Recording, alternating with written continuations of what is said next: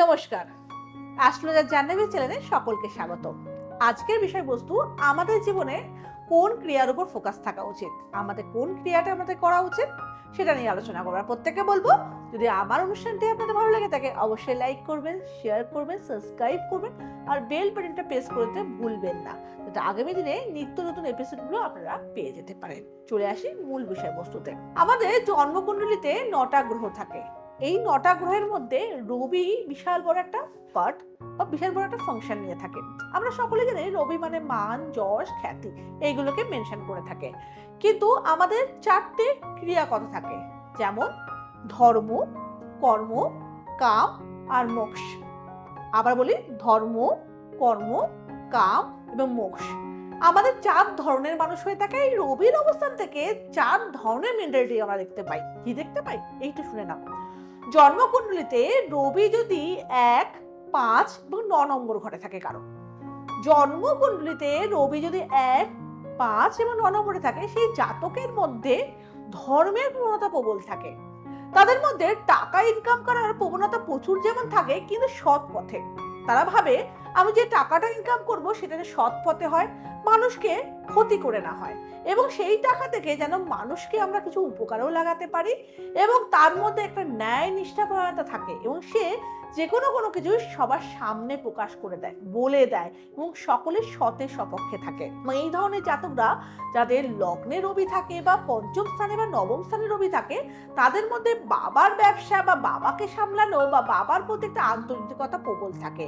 তাদের উচ্চশিক্ষা হয়ে থাকে, তারা কিন্তু সমস্ত সময় কিন্তু ভালো পলিটিশিয়ান হয়ে থাকে, ভালো মানের নেতাও হয়ে থাকে। তাদের মধ্যে লিডারশিপ প্রবণতা কিন্তু প্রবল থাকে।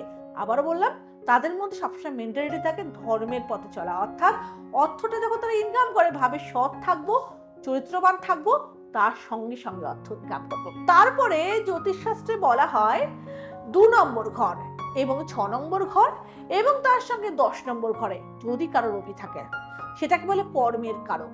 আমরা এরকম অনেক মানুষকে দেখেছি সারা জীবন কর্ম করে যায়, হয়তো 24 ঘন্টার মধ্যে 18 ঘন্টায় কেটে যায়, তাদের জীবনে কর্ম ছাড়া কোনো কাজ নেই। তারা সবসময় চায় তাদের নাম যশ প্রতিষ্ঠা করতে, তারা চায় এত কর্ম করবো বিশ্ব ব্রহ্মাণ্ডে তার নামে তাকে চেনে। তাদের কর্মের কারো কথা লোক দেখলেই বলে তুই তো কাজ ছাড়া কিছু বুঝিস না, তোর মধ্যে কাজটাই হচ্ছে সবসময়। হ্যাঁ, এই সমস্ত জাতক, আমরা একটা কথা সাধারণ ভাষায় বলি না, রবি দশমে মানে বিশাল কর্মফল। হ্যাঁ, রবি যদি কারো 2, 6 এবং 10ম ভাগে অবস্থান করে, সেই জাতকের মধ্যে কর্মের প্রতি একটা আলাদা ন্যায়পরায়ণ থাকে, এবং জীবনে তারা এমন জায়গায় পৌঁছাতে পারে, এমন জায়গায় তার নাম যশ প্রতিষ্ঠা করতে পারে, তাকে এক নামে চিনবে। এবং বলা হয় এইসব সন্তানরা যদি এরকম ছক নিয়ে জন্মায়, তার মা বাবাকে সন্তানের নামে কিন্তু পরিচিত হবে। তো প্রত্যেককে বলবো, জন্মকুণ্ডলিতে যদি এই জায়গাটা থাকে, আনন্দও করো, কর্মও করো, দেখবে রবি তোমাকে অবশ্যই জীবনে সাকসেস বা উন্নতি দেবে। এর সঙ্গে আরেকটা কথা বলে রাখি, যাদের এই ছকে এই সমস্যাগুলো নেই বা পজিটিভ আছে বা নেগেটিভ যেটাই আছে, দেখো আমাদের শরীর থাকলে যেমন রোগ হয়, সেই রকম জন্মালেও গ্রহের নানান সমস্যা থাকতেই পারে, তার জন্য মন খারাপ করার দরকার নেই। শরীরে যেমন থাইরয়েড, সুগার আমাদের থাকে, ডক্টরের কাছে মেডিসিন নিয়ে কন্ট্রোল থাকে, সেই একই রকম ভাবে যদি গ্রহগত সমস্যা থাকে, এবং অনেকেরই মন খারাপ করতে, দিদি আমার তো রবি দশমে আছে তাও কেন উন্নতি করতে পারছি না, প্রত্যেককে বলবো আমাদের ছকে রবির অবস্থান হয়তো তোমাকে সাকসেস দিতে চাইছে বা কর্ম করাতে চাইছে, বাকি আরো 8খানা গ্রহ থাকে, তাদের হয়তো নেগেটিভিটির ফলে তুমি এই কর্মটা সঠিক জায়গায় পৌঁছাতে পারছো না। তার জন্য কোনো সঠিক জ্যোতিষীর কাছে গিয়ে ছকটা রেকটিফাই করে নেওয়া দরকার। আর যদি মনে হয় আমার কাছে এলে তোমাদের উপকার হবে, তো নিচে দেওয়া কন্ট্যাক্ট নাম্বারে আমার সঙ্গে অবশ্যই কন্ট্যাক্ট করো, আমি তোমাদের উপকার করব, এবং সাধ্য মতো তোমাদের জীবনে চলার পথে কোন পথ অবলম্বন করতে হবে তোমাদের সাজেস্ট করব। তার সঙ্গে আবার বাকি বিষয়গুলোতে চলে যাই আমরা। এবার চলে আসি, আমাদের ধর্ম হলো, কর্ম হলো, কাম। কাম হচ্ছে, বলা হয় আমরা সকলেই জানি, শুধু এই নয় যে লালসা। কাম মানে কি, আমাদের জীবনে যদি জন্মকুণ্ডলিতে 3য় নম্বর ঘর, 7ম ভাগ এবং 11 নম্বর ঘরে যদি আমাদের কারো রবি অবস্থান করে, সেই জাতকের মধ্যে সবসময় হ্যাঁ টাকা ইনকাম করার জন্য যে কোনো লেভেলে রাখতে পারে। তারা ভাবে টাকা চাই তো চাই, এটা চাই তো চাই। ধরো আজকে অনেক ছেলে মেয়েকে দেখেছি না, বাবা আমি গাড়ি চাই তো চাই, বাবা আমি বাড়ি চাই তো চাই, আমার অর্থ চাই তো চাই। সে অর্থ চাইছে কিন্তু সে জানে না অর্থের জন্য তাকে পরিশ্রম করতে হবে, সে জানে না তাকে অর্থের জন্য তাকে পড়াশোনা করতে হবে। এরকম অনেক মানুষকে আমরা জীবনে চলাফেরা দেখতে, তারা যখন কোনো কিছু পেয়ে ওঠে না পাগলের মতো আচরণ করে। কাম হচ্ছে, অর্থাৎ রবি যখন এই প্লেসমেন্টে থাকে তাদের মধ্যে কাম ভাবনা বাড়ে, অর্থাৎ চাহিদা বাড়ে। চাহিদা যদি সঠিক প্লেসমেন্টে থেকে বাড়ে তাহলে কিন্তু অবশ্যই জীবনে উন্নতি করতে পারে। কিন্তু এক্ষেত্রে একটা কথা বলি, সপ্তম ভাগে রবি পশ্চিমে যদি অবস্থান করে, অর্থাৎ পূর্ব দিকে আমরা সকলেই জানি সূর্য উদয় হয় আর পশ্চিমে অস্ত যায়, সেই একই রকম ভাবে তুলা রাশির ঘরেতে সূর্য কিন্তু অস্ত চলে যায়। তো সেই ঘরে যদি কারো রবি অবস্থান করে, সেই ক্ষেত্রে জাতক কিন্তু শত চেষ্টা করলেও সেই জায়গায় পৌঁছাতে পারে না। অনেকেই দেখেছি সরকারি চাকরির জন্য লাইন দিয়ে পরীক্ষা দিয়েছে, অনেকে প্যানেলে নাম উঠেও চাকরি পাচ্ছে না। তারা দেখো তো তোমাদের রবি সপ্তম ভাগে বা নিচস্থ প্লেসমেন্টে বা তুলার ঘরে অবস্থান করছে কিনা। যদি এরকম প্লেসমেন্টে থাকে সেই ক্ষেত্রে কিন্তু রবি যেহেতু সরকারি চাকরির কারক, মানযশের কারক, সেই ক্ষেত্রে কিন্তু তোমাদের জীবনে বাধার সৃষ্টি হতে পারে।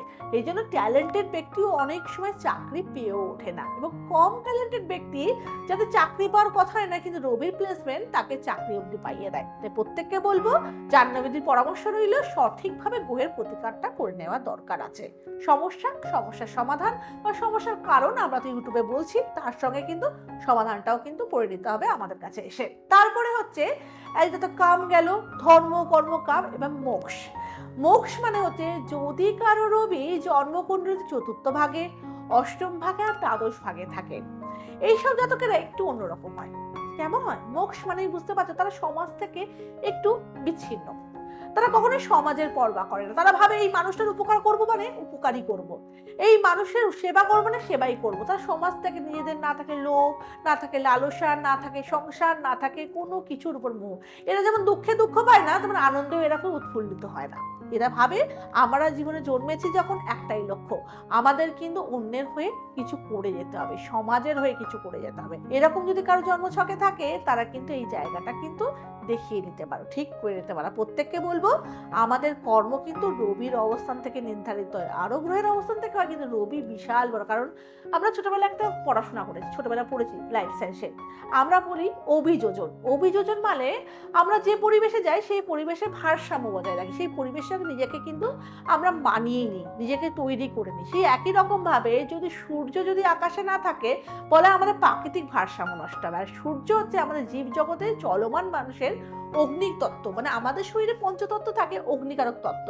আর আগুনের যদি পরিমাণ আমাদের শরীরে কম থাকে কি হয়? আমাদের মধ্যে এনার্জি কম থাকে, কনফিডেন্স কম থাকে, মানুষ উন্নতি করবে কি কথা? প্রত্যেককে বলবো যদি জন্মকুণ্ডলীতে রবির অবস্থান যদি অশুভ অবস্থা থাকে সেইটা রেকটিফাই করো, করে জীবনে কর্মের দিকে এগো, অবশ্যই সাকসেস পাবে। আর প্রত্যেককে বলবো যদি আমার অনুষ্ঠানটি আপনাদের ভালো লেগে থাকে অবশ্যই লাইক করো, শেয়ার করো, সাবস্ক্রাইব করো, আর বেল বাটনটা প্রেস করতে ভুলবে না, যাতে আগামী দিনে সুন্দর সুন্দর এপিসোডগুলো আপনাদের কাছে পৌঁছে যেতে পারে।